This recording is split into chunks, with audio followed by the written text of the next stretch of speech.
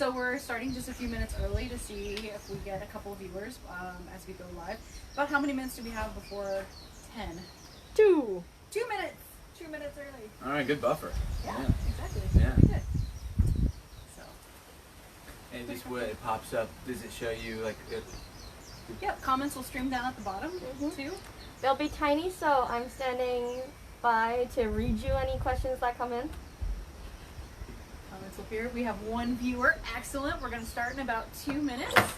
So right at 10, but we wanted to make sure that we were on early so that we could make sure that we had viewers and that you guys knew that you were on live with us. And if you can comment that everything's okay. Can you hear us all right?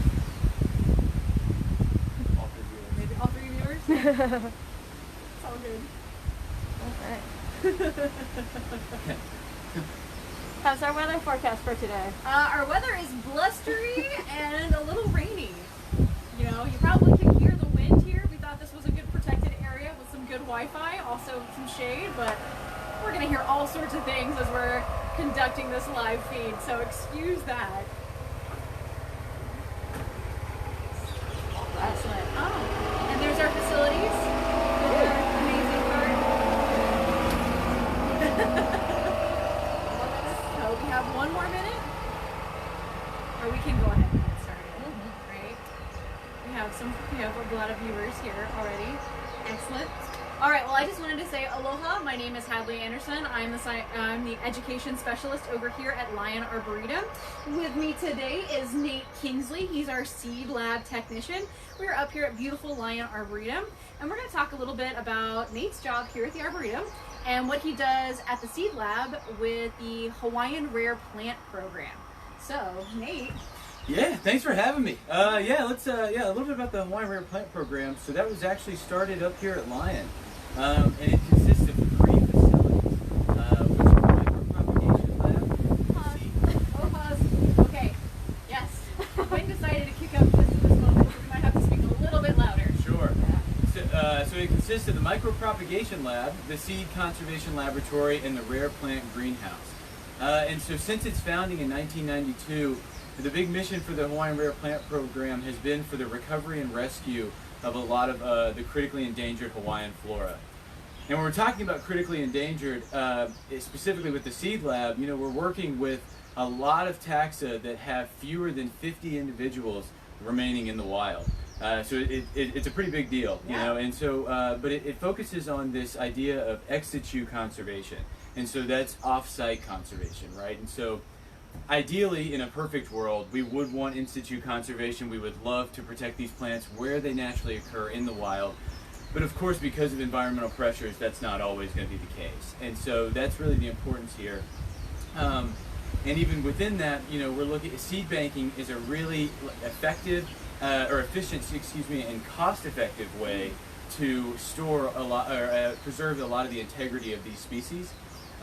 So when stored properly, these seeds are so small that you can get a lot, you know, in a small space, as well as they don't really require a lot of attention.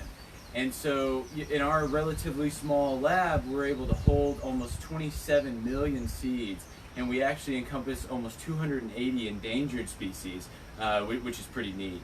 And you know, whereas if you were to try to grow all those out in like a living collection, like a greenhouse, the space would be a factor. You know, insect damage would be a factor. Whereas they're kind of stored appropriately in refrigerators, freezers, cabinets, to where those things aren't going to be an issue. So we have seed labs around the world, right? That's correct. Everywhere. Yes, yeah. So, but funny enough, seed banking is relatively new to Hawaii. So, for a while there was this preconceived notion that Hawaiian seeds, tropical seeds, weren't really able to be effectively stored in seed banks. A lot of them would maybe have unorthodox characteristics for storage that would make them short-lived. But Alvin Yoshinaga here at Lion back in the mid-90s actually kind of debunked that and found that a little bit over 2/3 of Hawaiian species could actually be stored. And so we're able to do that every day in the seed lab. Oh, fantastic. Okay, so a seed lab is part of our Hawaiian Rare Plant Program. And so what are some of the ways that you store some of the seeds too? Yeah, sure. So, you know, we're and even that kind of segues too into some of the research we can do, right? And so we'll store seeds based on their tolerance, if they can be dried properly, and then if they're freeze tolerant, or depending on some intolerances, we have different procedures. And so ideally, if they can be dried and they can be frozen, that would be the most ideal way to store these, right? Because we're drying them out, we're cooling them off to really slow that metabolism down to increase the shelf life of these seeds. And so it can preserve them for several decades.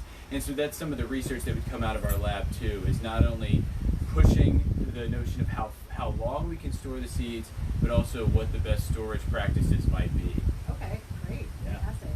That's super cool. So, okay, if we're talking about our home gardens and seeds that usually we get from the store and stuff like that, are there any preferred methods of seed storage for us? Just because I didn't plant all my lavender at the same time, that kind of. Sure, yeah, sure, and because in the lab, we have like drying cabinets set to different relative humidities and things that make it this like super ideal setting for storing these seeds. But you can do it at home. So what you'll want to do is, especially if we're looking at like a dry capsule or pod type fruit, you'll want to let those sit out a little bit, let them get kind of brown and start to crack so you can effectively get all the seeds out. Or if you're looking at something more fleshy, you'll want to let those fully ripen so that the seeds are fully mature. If you don't, and you get these immature seeds, you're probably not going to have a lot of success with viability in the future. And so once you do that, and the next step is you'll want to dry them, like I said, with our drying cabinets, but you could use something like a saturated salt or even like silica gel. If you put these in an enclosed container, your seeds, get them out on your little piece of paper, or in like a sealed like envelope or paper packet. You can put them in these sealed, like a Tupperware container, maybe with silica gel, and just make sure to refresh that gel. Usually they'll change color when they're saturated, so like ours, so they're green when they're dry and they're orange when they're wet, and so just make sure to be checking that and changing those. And you leave our standard practice has been about 30 days or so to let them dry. But you might could do a little bit less if you're on a time crunch, and so Right. And then you'll either put them in the refrigerator or the freezer. Depending on what you're more comfortable with, or if you want to look up and see what other places have done too, and some of that information is available online. I know Kew Gardens has a website where they have the best suggestions for storage conditions, whether or not you're going to freeze them or refrigerate them. So. Okay. Let's see what else. So, okay. I'm going to ask about storing native plants. Say I collected some ohia seeds from my property. Sure. So what would be the best mechanism for that? Because I know that some of our native species are a little more finicky than our cultivated species and things like that. Sure. Well, that's same idea. I would, you could store the ohia. You'll do the same thing with your ohia seeds. Those would be that capsular type of fruit. So, like I said, you'll let those dry. Like let them dehisce a little, and then you'll just sprinkle them out into your paper packet.